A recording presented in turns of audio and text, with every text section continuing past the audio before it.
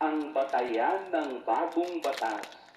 Dahil ang batas ni Kristo'y batas ng pag-ibig, batas ng pagpapatawad, batas ng awa, at batas ng buhay. Ito po yung ating tatandaan. Si Kristo na ang nagpulpil ng mga batas na kinalimutan ng tao. Amen. Pagpalain tayo ng poong may kapal.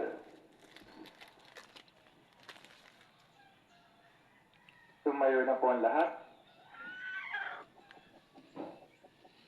Sabay-sabay nating ipahayag ang ating pananampalataya. Sumasampalataya ako Sa Diyos amang makapangyarihan sa lahat, na may gawa ang langit at lupa.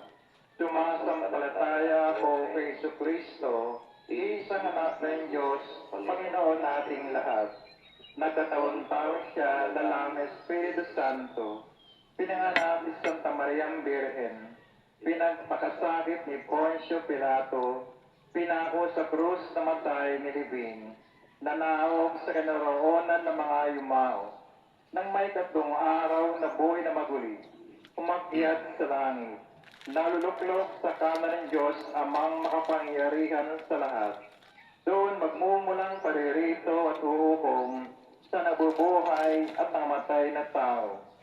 Sumasampalataya naman ako sa Diyos Espiritu Santo, sa banal na simbahang katolika, sa kasamahan ng mga banal, sa kapatawaran ng mga kasalanan, sa pagkabuhay na muli ng namatay